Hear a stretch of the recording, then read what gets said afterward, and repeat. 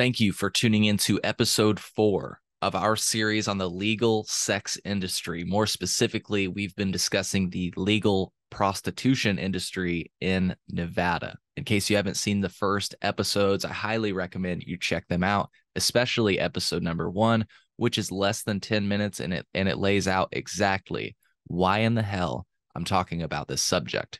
If you'd like to see all episodes that have been released to date, including episode 1, which I just mentioned, just go to thecolememo.com/sex. Once again, that's thecolememo.com/sex. In today's episode, you'll see the first conversation that I had with a sex worker who goes by the name Kiki Lover. I'd like to make it very clear that before we went on air for this podcast, Kiki told me something to the effect of, "Hey, just so you know, my employer told me that I can't say anything bad about the brothels on this podcast." Ultimately, as I mentioned, this was Kiki's first appearance. Kiki returned for what I would call a tell-all. Here is a sneak peek where she confirms the detail that I just mentioned.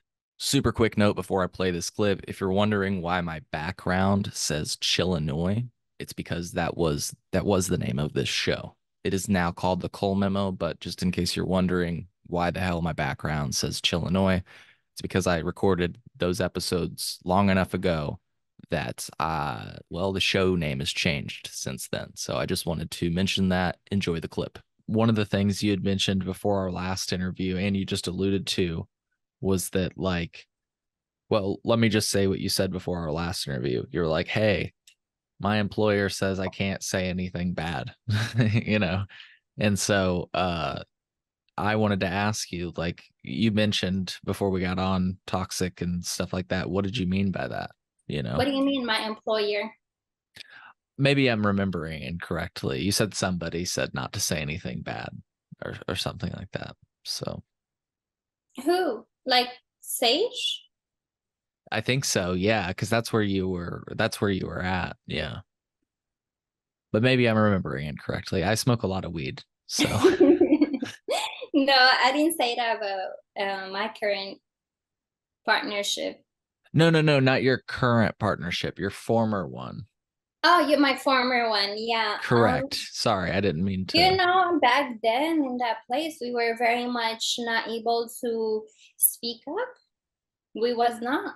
We were not at all. It was just very, you had no opinion type of place. You had no opinion. You couldn't speak, you Yeah. know? Yeah. Like, for an instance, when that shooting happened, Yeah. let's talk about it. Yeah. That shooting happened. Folks, as you can tell, this series is going to be quite interesting. You're listening to The Cole Memo. I'm your host, Cole Preston. Every episode is released in audio, video, and transcript format. To find the transcript, audio, or video version of any episode, please refer to the description of the episode that you're listening to now.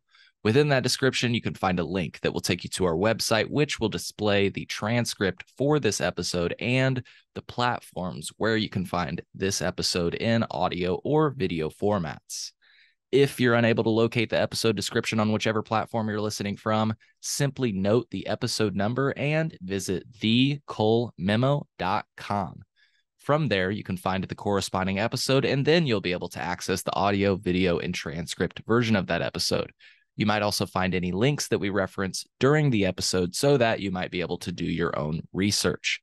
If you're not listening to this episode of The Cole Memo on Patreon, then you're listening to this episode later than our patrons.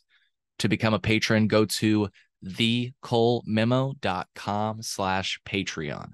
Once again, that's thecolememo.com/Patreon. It's a great way to support our show, but one of the best ways to support our show is absolutely free. Please subscribe to or follow our show. Leave us a positive review from wherever you're listening to us from. I just want to take a moment to stress, I cannot tell you how helpful positive reviews are to this show. Please favorite this episode, give it a thumbs up, leave a comment, or post a review. Your engagement and support is appreciated. So today is October 8th. Wow, I just botched that. It is December 8th, 2023. And it appears that I had this conversation with Kiki around November of 2022. So that is important to keep in mind. It's also important to keep in mind that she returns for what I'm calling a tell-all in the future. Stay tuned for that, folks. And once again, in order to see all episodes that have been released to date, just go to thecolememo.com/sex, and it'll show you all of the episodes that I've released so far. Enjoy this episode.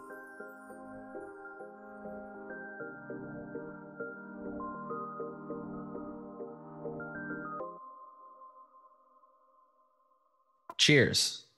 What you drinking on? Tea. Tea? Nice, nice. Well, good evening, Kiki. Thank you for sitting down with me. I'm really excited to talk to you today. Of course, I'm excited to talk to you too. And tell you a little bit. Ooh, you smoke. Yeah. So this is what we do here on the Chillinois podcast. Lately, we've been talking to sex workers. We've been talking to people in rock and roll, and we've been talking to people with drugs. So sex, drugs, and rock and roll, right? Anyways. That's awesome. Yeah. So, hey, introduce yourself. Yeah. Can I smoke this one? Of course you can.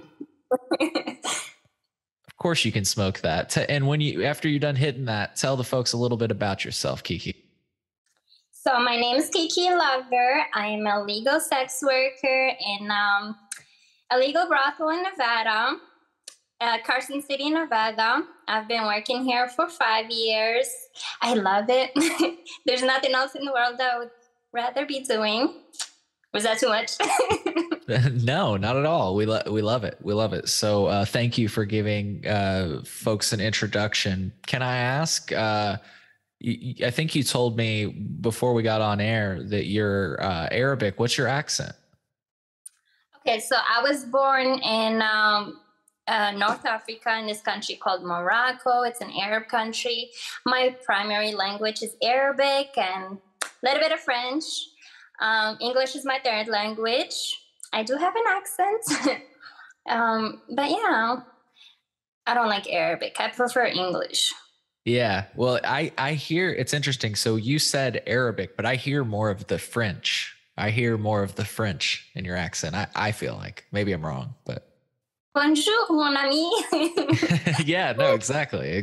So, well, again, thank you so much for sitting down. You know, we have been sitting down with different sex workers, different people in the sex industry, and I think everybody finds this really intriguing. So, I got to ask, you know, you said you've been in the industry for 5 years.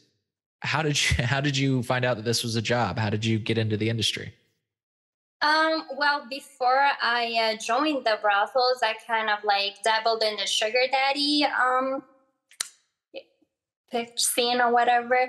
And then I find out about it through some Alice, actually, on social medias, on her Twitter, advertising the place. And I was so shocked. I'm like, wait, you can do this legally, like licensed? I didn't even know about it. So yeah, I signed up and I was here within a week. The best decision I've made, because your money is legal, it's licensed, it's more safer than being independent or sugar daddy, whatever. So yeah, that's how I joined. That's super cool. Before we talk about legal sex work, I'm curious to hear about the sugar daddy thing. First of all, I'm familiar with it, but for folks that aren't, can you explain what that is? Well, there was this website that I don't know, I think a friend told me about it, and you sign up, you put a couple cute pictures, and you have like sugar daddies hitting you up, wanting, like, some of them are platonic, where you just hang out with them, spend some time, maybe go on to a dinner, just companionship, and they help you financially. Whether it's like helping apartment, your bills, or just give you money because I don't know. Cute. Yeah, I get it. Yeah, that's where the sugar comes in. Right? Right? But now it's like, I feel like sex work and like sugar baby is totally different, because in sex work it's more like straight to the point, kind of like, hey, I'm giving you this amount of money. This is the services and activities that I would like to do, and it's straight to the point. When sugar daddy, it's more kind of a relationship, really, um, and them helping you, which I do believe men are providers and protectors and all that. So it's kind of like a marriage thing, almost like a housewife. Gotcha. I can that, but I just did. Like I was their housewife. That's interesting. So can I ask, how long were you doing that before? Like, how long were you a sugar baby? A little while. I've been in the industry like as a whole for a minute. I got into it when I was 19 because I was like by myself on my own, and I was going to college full time, waitressing, and the waitressing was not cutting it. And I kind of like, I like cute things and I like expensive things, so it wasn't working out. So that's how I got into it. Gotcha. Why were you alone? Did you just move away from home to go to school, or are your parents still in touch with you, or like what's? Oh, you got into it. You got deep really quick, huh? Yeah. Like, where's your parents? Some of us don't have any. Well, and I don't mean to say where's your parents, but sorry. What I meant to ask was why were you alone? I know. I get what your question was. I was a foster care kid. I was in a foster care, and then you age out at age 18, and you're basically by yourself. Gotcha. Cool. And I hated my job. I really, really hated waitressing. It was a lot of hard work. It was a shitty pay. And it was just too much, like juggling school, working so much. Like I was working like 60 hours a week and not even making ends meet type of thing. So I think sex work just elevated my life in a way. Got me out of that. Mm-hmm. Exactly. It's an opportunity for you to make money. I mean, that's why you chose to do the sugar baby thing, right? Did you say a friend showed you this and explained to you how much money you could make? Is that what you said, right? Yep. A friend told me about it, and I was like, why not? I love sex. I love things. Why not? Why not do both? That's awesome. That's interesting. So before we get into legal sex work, I'm curious, what was your like first experiences like as a sugar baby? Like, so you said there was a website back in the day, or maybe there still even is. I'm not familiar with the. Still out there. It just changed names. It was called Seeking Arrangement, but now it's just, I don't know if I can say their name, but. Okay. No worries. We don't have to get into that, but they're still around is the point. So. Gotcha. And I was on there, and like within not even days, I had met this like 70 years old guy, and he was so sweet. It was kind of platonic. Like, actually, I was gonna say I've never had sex with him, but I did once. So yeah. But was that? Go ahead. Sorry. You know, he took care of things, paid my rent, all my bills. You know, his wife had passed away, and he was lonely. Yeah, he didn't have anybody. You know, and that was your first client or first person you worked with, rather? Yeah, I was 19 years old, and you know what's so funny? It was on my 19th birthday, like February 6th, 2014. That's when you started? That's awesome. Yeah. Won't forget that, huh? So I'm just curious, like the first experience, was it nerve-wracking? Were you scared, or were you just kind of like, this guy's cool? Like, was he a pretty trustworthy guy? Like, Yeah, he was this like really tiny, tiny man, white man, and he was so adorable in a cute way. And no, I was not scared. I had been talking to him for a while, and kind of don't get scared of things really easily. yeah, So it wasn't yeah, good. yeah. The So first go ahead. time I was like, oh my God, what am I doing? But it was fun. Yeah. Yeah. And you said that was mostly platonic. You said like he didn't have anybody to spend time with. So, Yeah, it was like months before we actually did something. yeah. So did you just guys go to dinner, watch TV together, or stuff like that? Yeah, go on shopping sprees, and yeah, it was fun. That's super cool. So did you have like multiple clients? That was your first client. Did you have multiple clients? Like were you popping as a sugar baby? I guess I was in some ways. Yeah, I had collected a couple of them, and then somehow just kind of like ended up in like full service sex work, because the whole sugar daddy was getting a little bit too personal. What do you mean by that? Okay, so they would call you. It's a relationship, and Yeah, it's pretty intimate. you get, answering calls at any time of the day, giving way more than I was willing to give at one point, and I preferred the full sex, just like prostitute escorting. I preferred that better. It's just like, here, let's do this, let's do that, boom, done. Thank you very much. Yeah, it's to the point. Yeah. So you did that. Did you do that for a little bit, and then did you find out? So you did that for a little bit, and then you found out about Alice Little? Is that kind of how it happened, or tell me about that? No. So like, yeah, she was posting on her Twitter, her articles and stuff like that, and I was very intrigued, to say the least. And really quick, for folks that don't know Alice Little, like I'll just describe her in 5 seconds and then we can move on.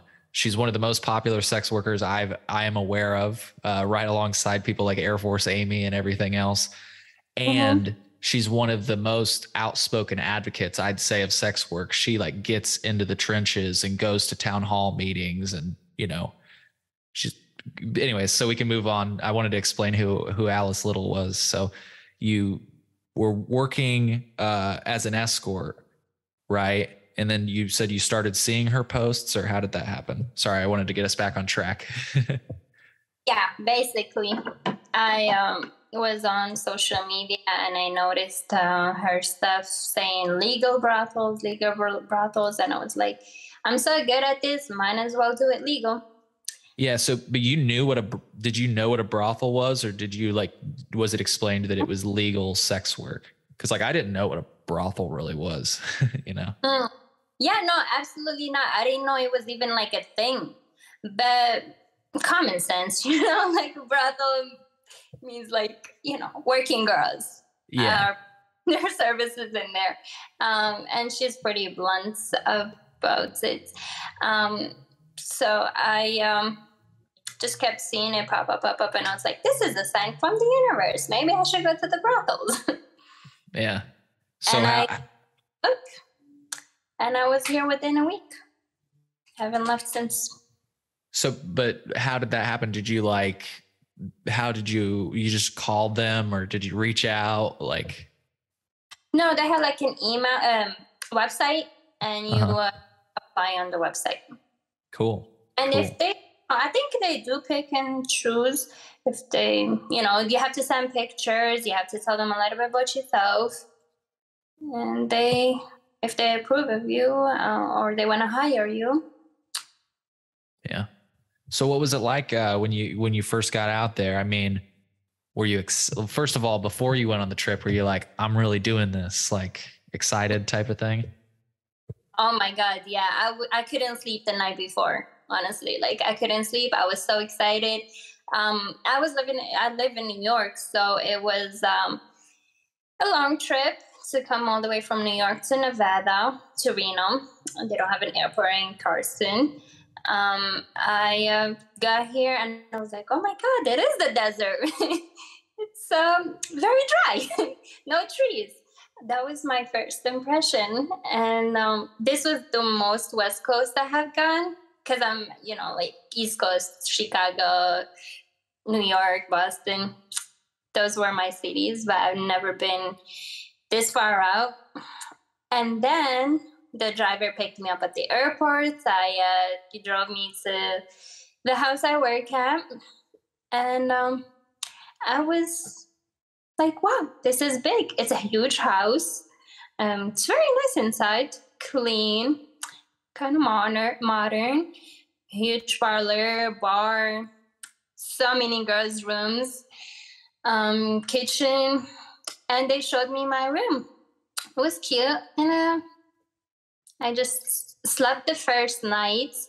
The second night, you have to do like a whole physical, like STDs and stuff. So they take your blood to test you for HIV and hepatitis, ABC, like so many tests, an STD test, all kinds of STDs. And I was like so nervous. I'm like, oh my God. But now we have to do that weekly. And now I'm like, here's my arm, take it. The first night I was like, I'm kind of scared of needles. And I feel like the taking blood once a week has gotten me over that fear. Yeah, I am so scared of needles. So maybe I need to become a legal sex worker to get over that fear. They don't have a male brothel. That'd be kind of cool. I think they should, really. I think they should. I actually did read online that some jurisdictions, I don't know if that's the right word, but it made me sound smart. Some jurisdictions in Nevada actually do have protocols for testing male sex workers. However, like you said, I'm not aware of any brothels that do employ male sex workers, which maybe I could be the first. Who knows? How many times can you really do it in a day?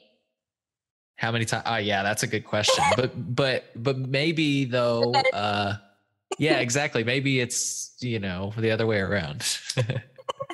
Oh, I see what you mean. Yeah.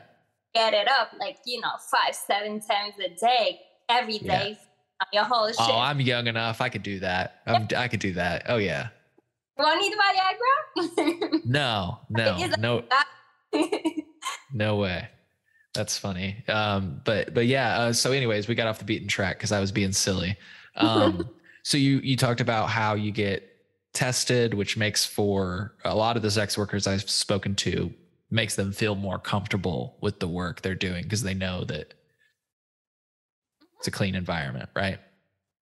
Yeah, and for the clients as well, for the clients to know that we are, tested and safe, and they won't be bringing anything back to, their home or with them, a gift. Yeah. Do you think, just to curious, like, would it make you feel just a little bit more comfortable if the people, like if the customers tested too? Like, yeah, it take a while because most of the people are here just for a quick visit, not a quick visit, but like, they're not usually, most of the time, they're not locals to Carson City. So for them to take a test, they would have to wait a whole day or two to get the results back. It would take too long. Yeah. But timing aside, do you think, like, have you ever been worried about that? Oh yeah, absolutely. But like, at the same time, protection is mandatory, and everything is safe. Like everything is done with protection, oral, everything. So it kind of makes me feel better knowing that I'm safe.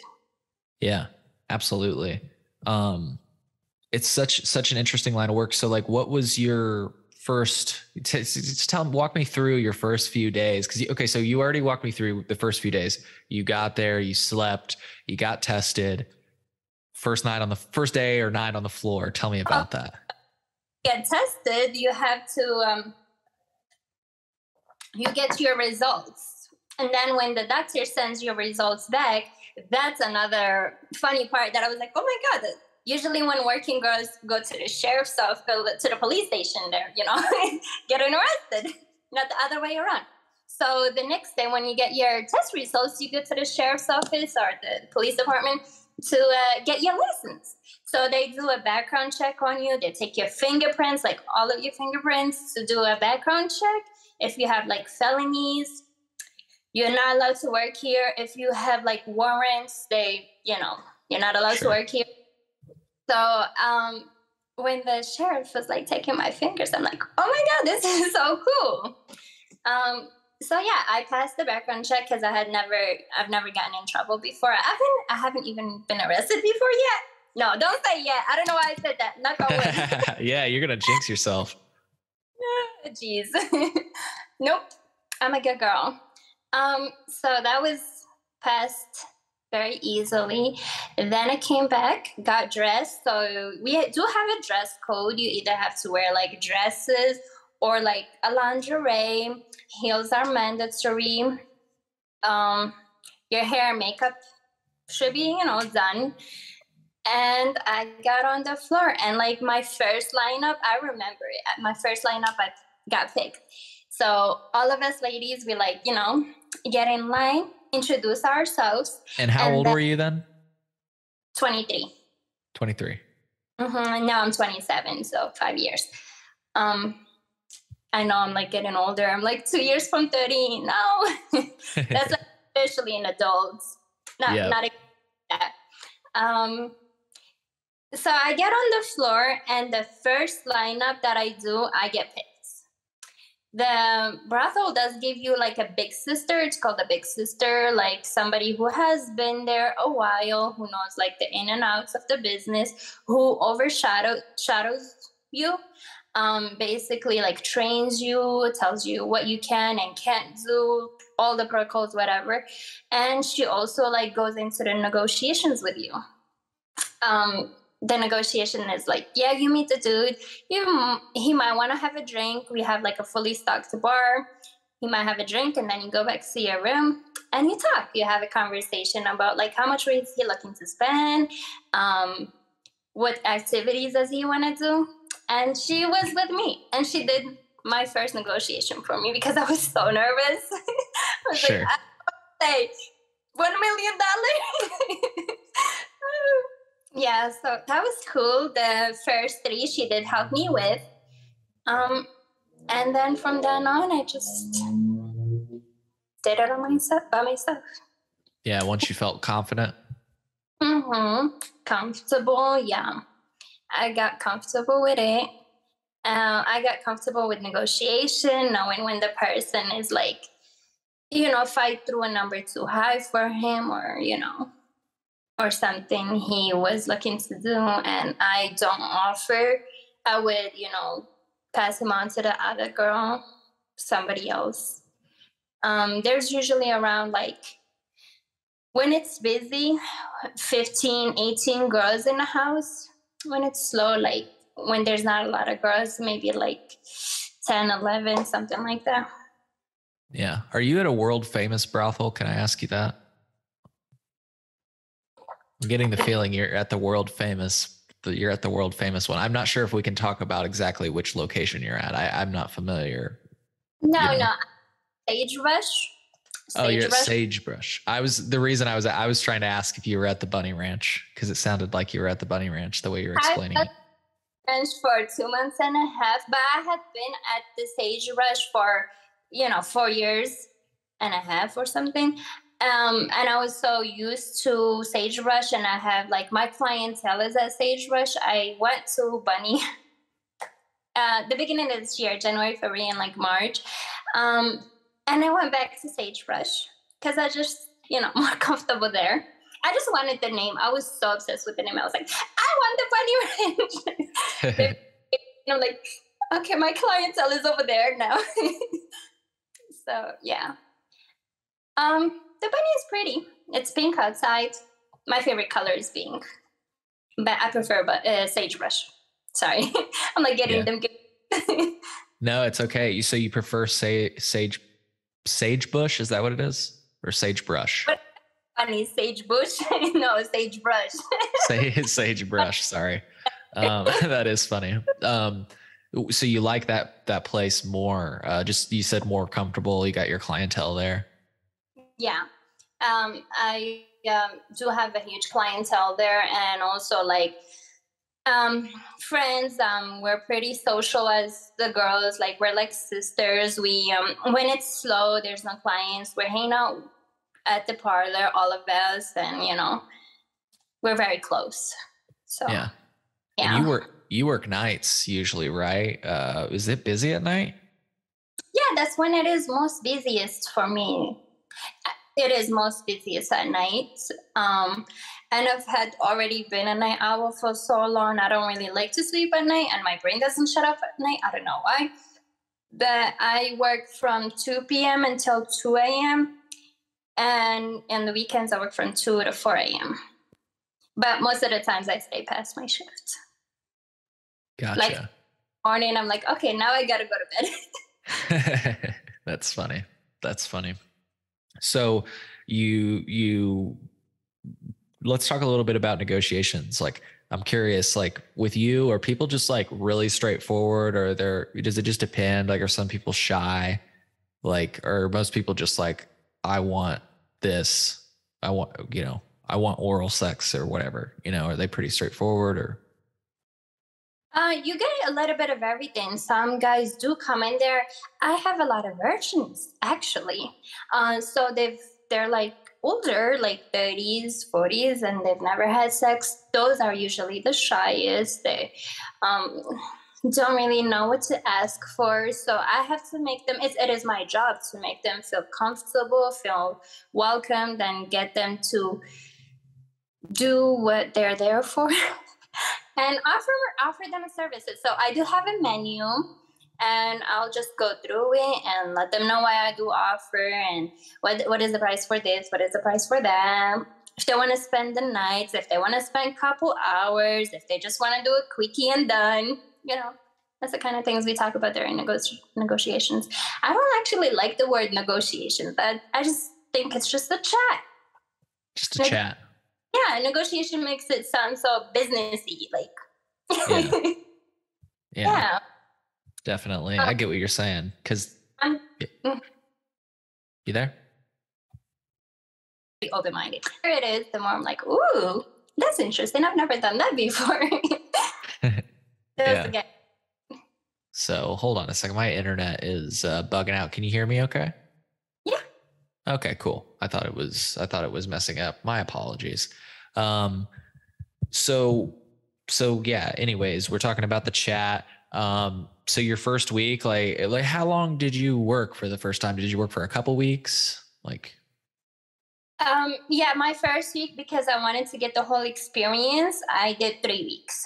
So nice. Usually your first tour at the house, you have to do a 2 weeks tour. A third is your option. Yeah, I did 3 weeks, and I went home, and I came right back within like a week. Yeah. That's Did like, you make good money? Yeah. Yeah. I do very. I am top booker, believe it or not, at the Sagebrush, and I have been for the past 6 months. That means who's like the most accomplished, kind of whoever made the most money. It's like the employee of the month. If you had a regular job, that's what it would be. They give you like little cute bags, gifts, and stuff. Cool. And I was kind of very proud of myself for getting it 6 months in a row. Hell yeah. And I feel like it's more has to do with my personality. I feel like I'm so sweet and like easy to get along with, and I'm pretty chill. You make people feel like they got their money's worth, huh? Oh, that part too. Yeah. Yeah. That part too, yeah.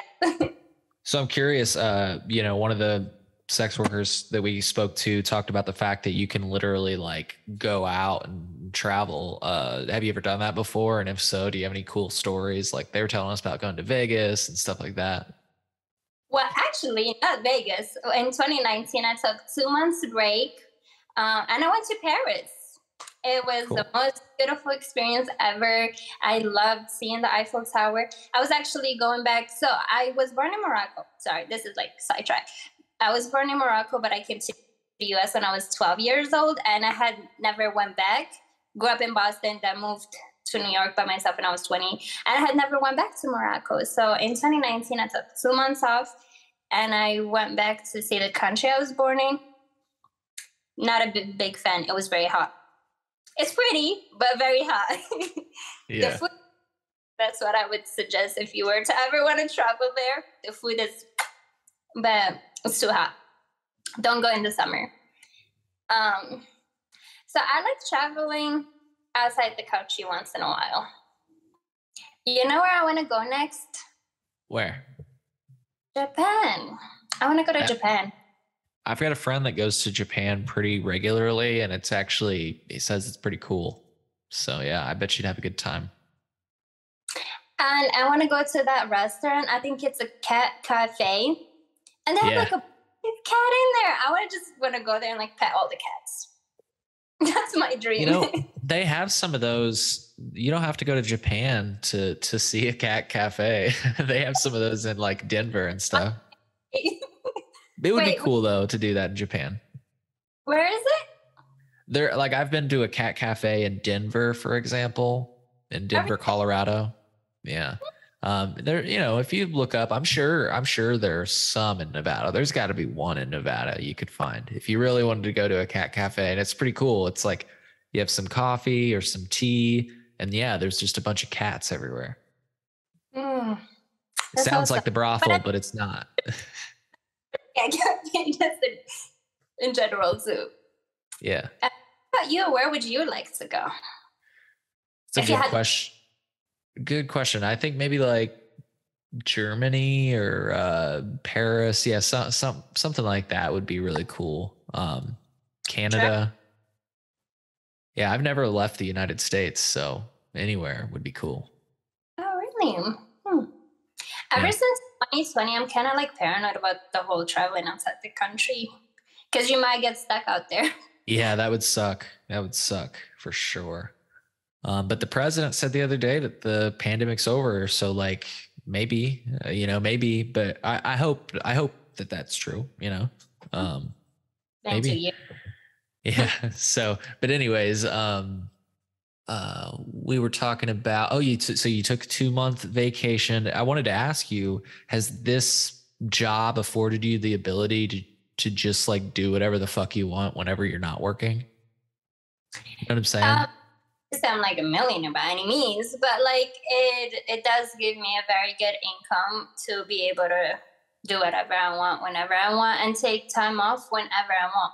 I'm kind of like an overworker, some might say. I like to work a lot, but I only work 4 days a week. Don't get me wrong. Only 4 days a week and 3 days off, and the 3 days I'm running my errands, going hiking, whatever. But yeah, I can take vacation and go anywhere I want. Maybe. Yeah. Hell yeah. That's super cool. Well, I'm just curious, like speaking of other countries, for example, Norway, that's another country I'd like to go to. Norway has something that they call the Nordic model, which is like you can work at a brothel, but you can also be an independent contractor. What do you think about that idea? Like, I think like Nevada should pioneer that and maybe welcome that. And it seems like the only option to be a sex worker legally is to work at a brothel. Exactly. I don't think it's fair. But at the same time, I don't see the laws changing anytime soon, even though in New York, in Manhattan, they just decriminalized sex work in the island of Manhattan in April 2021. So first step, decriminalization. Next step, legalizing. That would be kind of cool. That would be kind of cool because you're never gonna make the the business go away. So might as well just let people pay their taxes and, have it a legitimate job. Yeah. And, we usually talk about drugs on this show, and that's the exact argument we use, is that people are going to continue to do drugs and buy drugs. So why not bring it above board and, like you say, pay taxes on it? And those taxes can go towards like building schools, building roads, Exactly. et cetera, et cetera. Yeah. I so agree with you. I don't think that if any girl should be, because criminalizing the sex work does so much harm than good. Yeah, you said human trafficking, but if it was legal, consenting adults will do it, not underage kids. So that will be like more easier to spot out and more easier to shut down. And also I've had a lot of girlfriends whose bank accounts got shut down. The banks will just be like, we don't want your money. There's a porn star right now on Twitter. They shut down her account, and she does OnlyFans. Wow. It's like, we're so stigmatized against. We really are. It's kind of sucks. That's another similarity between cannabis and sex work, is that it's hard for people that work in cannabis to find banks that will accept their money. Really? Yeah. It's like a huge thing. You can't get loans and everything else. Have you had any issues with that? Is it pretty, it's totally legal, so you don't have any problems with putting your cash in your bank, do you? No, so I don't use like a huge bank, like Sure. a bank. I use a credit union that's supports our business here in Nevada. Yeah. Hell yeah. Cool. So Did you? Thanks you. If you're depositing a lot of money weekly, they don't like it. Yeah. Have you ever worked with Dennis Hoff? Yeah, of course. Yeah. When I started in 2018, I had worked for him like a year before he passed. He left the business to Madame Suzette. She's running it very well. She's a great boss, very understanding and business-minded. Yeah. But cool. Yeah. The only thing that frustrates me about Madame Suzette is that she won't come on my show. Because I know Dennis would have. This is a challenge for Madame Suzette. Please come on my show. I would love to speak with you. You're a historic figure in the legal sex movement. So please come on my show. Anyways, that's me trying to pull strings. So what was it like to know somebody like that? I mean, he is like right up there with like Hugh Hefner and everything else, like with regard to the sex movement in America. The only thing I can say about him, he was a marketing genius. He's like marketing, any what is it called? Any market, any publicity. Great publicity. That's what I mean. I know he would come on my show if he was still alive. I'm so sad that he passed, because I know he would come on my show if I called him. Yeah. He would be like, sure, let's do it. Yeah. But for folks that haven't seen interviews with Dennis Hoff, check it out. Like, he would sit down with just about anybody and talk about this stuff. And yeah. Anyways, it was great working for him. I learned a lot from him. We had like weekly tea party meetings. He would teach us a lot and tell us a lot. So I appreciated him, and may he rest in peace. Yeah. Yep. So do you work, or have you worked with Madame Suzette? Yeah, I work for her. Oh, you work for her now. Cool. Yeah, her establishment. She owns all of them now. He, left her for the brothels, Bunny, Sagebrush, and Kiki and Love Ranch. And they're all like the same. Do you know how many brothels there are in Nevada? I know that's probably a hard question. No, it's not. There was 20. Now it's 19, but most of them are like in rural areas of Nevada. So pretty out there, mining towns, truckers and stuff. But the ones that are most known are the ones that are close to Vegas, like Sherry's Chicken Ranch. They're an hour close to Vegas, and us up here. But the other ones are kind of very far. Yeah. Interesting. Yeah, those brothels, when I talk to other sex workers, from what I understand, some of them have policies like lockdown policies and everything else. Have you ever heard of that? Is that still going on? Because I remember down south they were a lockdown house, so that means when like the girls come for their 2 weeks, they cannot like go out and stuff like that. But I think they had shut it down. I think it stopped. Cool. Our not shut down. So if like before your shift, if you need to run to CVS or Target or something, you can go do that. Or if you just want to go on a walk before your shift starts, you can do that. Which I like, I think. Yeah. Have you made any, you talked about being alone earlier. Do you have any friends? Being alone? I mean, we said that was a lot, sorry, that was a long time ago that we were talking about that, but you said like you were kind of out in the world alone, and I just didn't know if you had any friends. Yeah, we do have, we are very close to each other at the house. But I didn't know if you had like friends from childhood or like school, college. No? No, not really. Honestly, no. Childhood, no. College, not really. I haven't kept track of everybody. Maybe on Facebook. And I'm looking at these people's like profiles and they're like, I'm married. I have 3 kids already. I'm like, I don't know what I want to have for breakfast for dinner.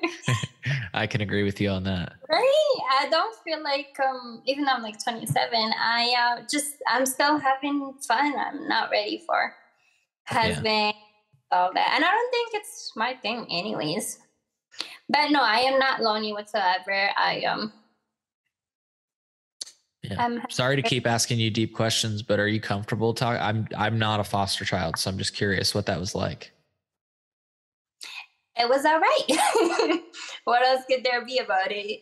It was not the best, but it was what needed to be happen. Because my parents kind of like, okay, so I grew up Muslim.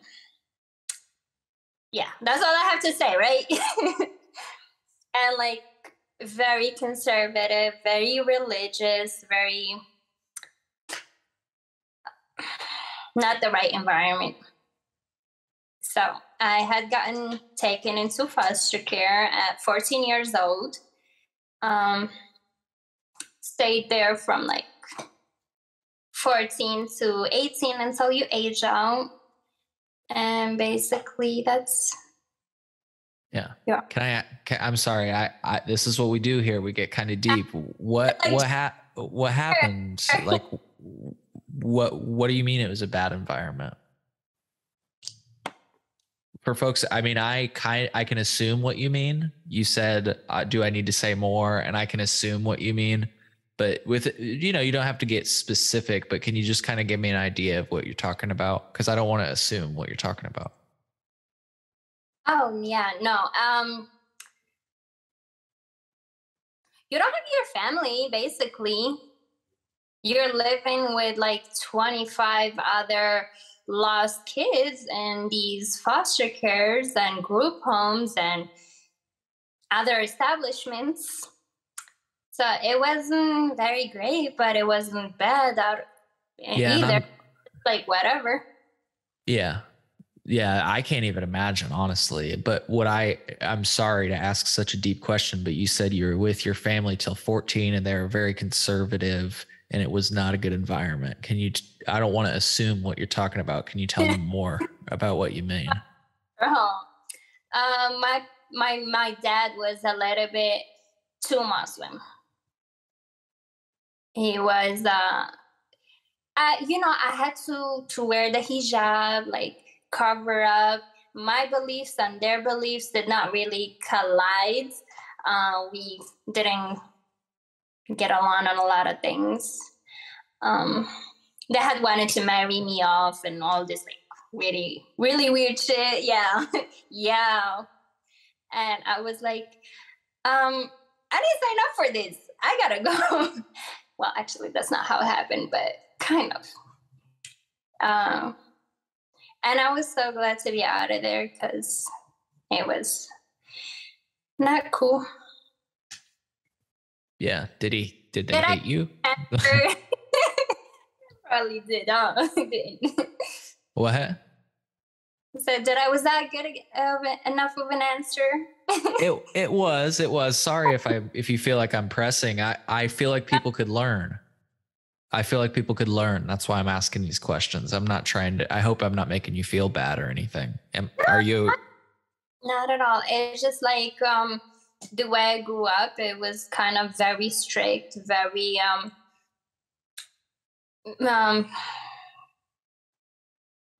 religion concentrated, and I was not feeling it, and did not work out. Yeah, I'm somewhat familiar with like the religion thing because I was raised religious. I was you could say Christian, I guess.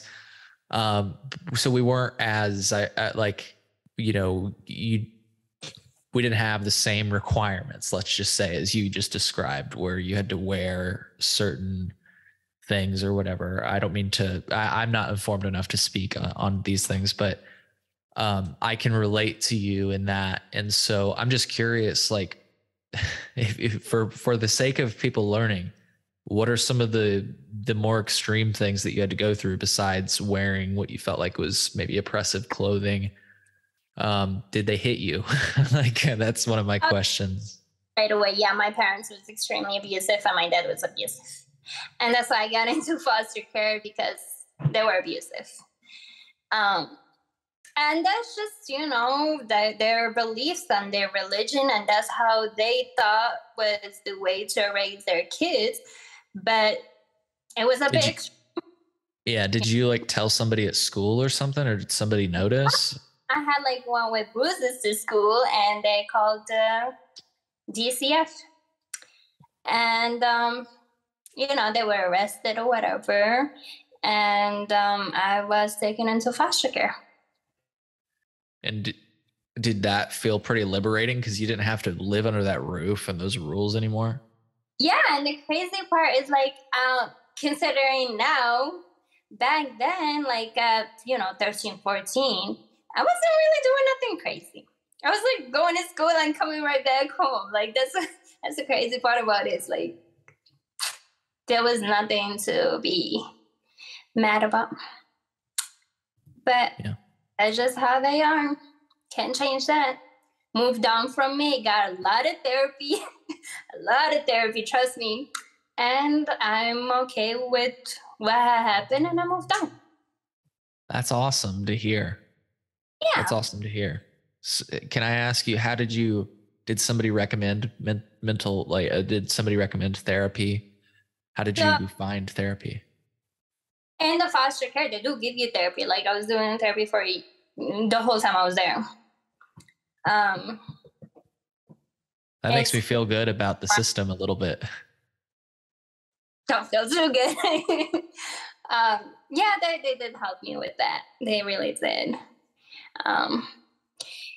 And as a kid, you don't have anywhere to turn to. That's why I'm like, I do pay my taxes now. Like, I pay a ton of taxes a year, and I feel like knowing that some of it is gonna go to foster kids that went through what I went through, I would hope, that makes me feel good, you know? Yeah.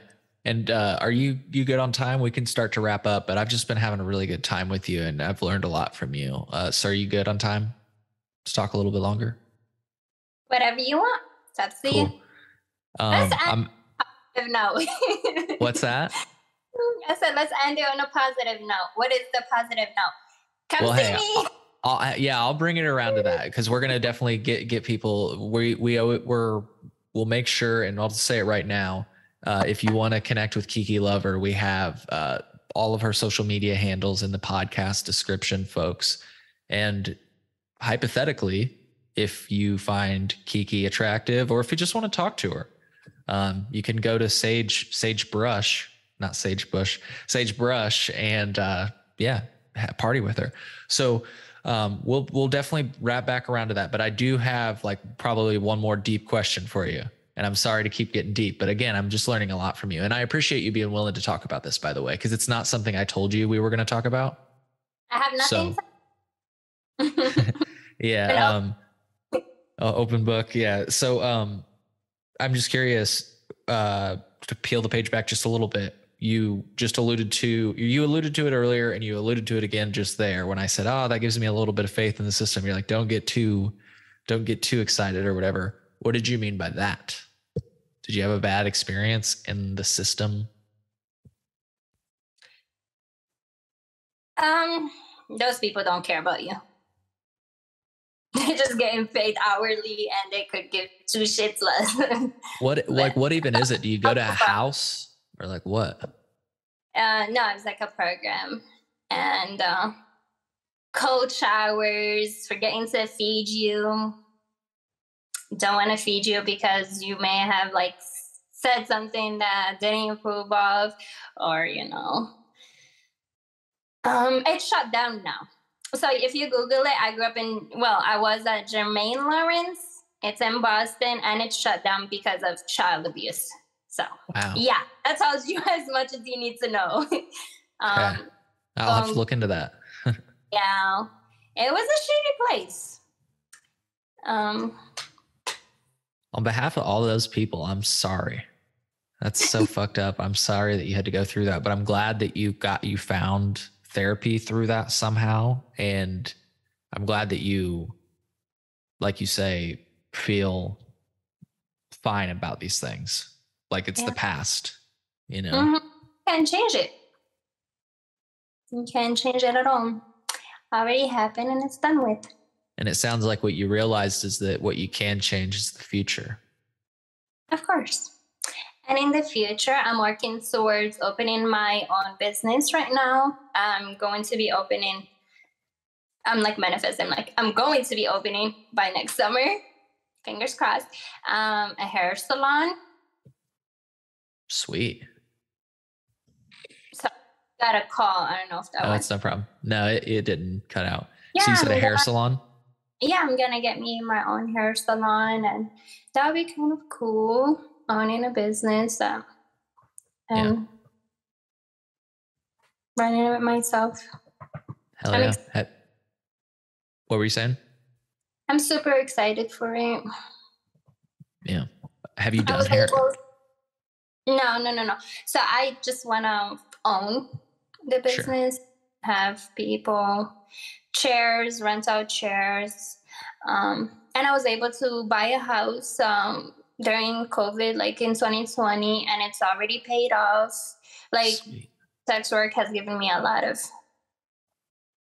successes. At 27 years old, I already have my house paid off. So I'm like, thank you. Thanks for my daughters. Yeah. That's crazy. I kind of envy you in that sense. That I'm not there. So it's a really cool accomplishment or a benefit that I get from my job. Yeah. So one last deep question, and we'll wrap it around positive. Sure. What do you do on the holidays? I work. You work? Are you open on the holidays? We're open 24/7, 365 days a week. Wow. Girls in shifts, but I usually do like to be. We have like really family dinners. Thanksgiving, we have a Cherokee stuff and all this stuff, and we have a family dinner. All the girls, management, staff. Christmas as well. We do like gifts. Exchange and stuff like that. It's really cute around the holidays. Decorate the whole house, put the ornaments on the tree. It's like a family in there. Yeah. So I promised you we'd wrap it around to positive. So that was a positive, but we're going to keep it even more positive. What do you enjoy most about your job? The dick. Oh yeah? Say that. Yeah, of course you can. No. Yeah, the dick. But like also getting to know so many cool people and so many interesting people from all walks of life that I would never otherwise get to meet. Getting to know them and provide them with services and benefiting from it as well. It's a really cool thing. Yeah. Do you think you're going to work as long as somebody like Air Force Amy, or do you think you're going to exit a little bit earlier? I want so many things. And I have so many goals, but I also don't see myself. Like at one point, I had wanted to go back to school and become a nurse. But honestly, like I enjoy my job so much that I don't think I want to go back to like a 9 to 5. So for right now, it's just like until I accomplish all my goals. Hell yeah. That's super cool. Super cool. Yeah. And I'm about over the 9 to 5. So I keep making the joke that I'm going to become a sex worker. I need to make that happen. You never know. Yep. You never know. Well, cool. So you want to tell people how they can find you online, like on Instagram and wherever else you're on? Well, I'm very active on the Twitter, the Twitter, like an old person. Twitter at Kiki Lover Kink. You can also check out my website, kikiloverkink.net. Instagram, Kiki Lover Kink _ I'm everywhere. Just look up Google Kiki Lover Kink and it will show up everywhere. I'm kind of very active on the social medias. Perfect. And so if people want to party with you or whatever else, plan out their trip to Nevada, they can just hit you up on somewhere on your website or on social media and plan that out with you. Or you can, that works as well. Or you can email me, kikilover@sagebrushranch.com. I answer my emails right away. And I look forward to hearing from you. And thank you again for having me on here. I had fun. I was going to ask you, did you have a good time? Yeah. I liked it. We got pretty deep there. Yeah. And again, thank you so much for being willing to do that. Cause I did not tell you I told you we were just going to talk about legal sex work, but I'm the type of person when you say something like that, like I'm interested and I feel like people could learn about something like that. So yeah, I could learn from your experience is what I mean to say. Why not? Yeah. I had fun talking about everything and thank you for having me on here. Yeah, absolutely. So folks, I hope you enjoyed this episode of the Chillinois podcast. It's been a blast. Thank you for tuning in and we'll see you on the next episode. Take care, everybody.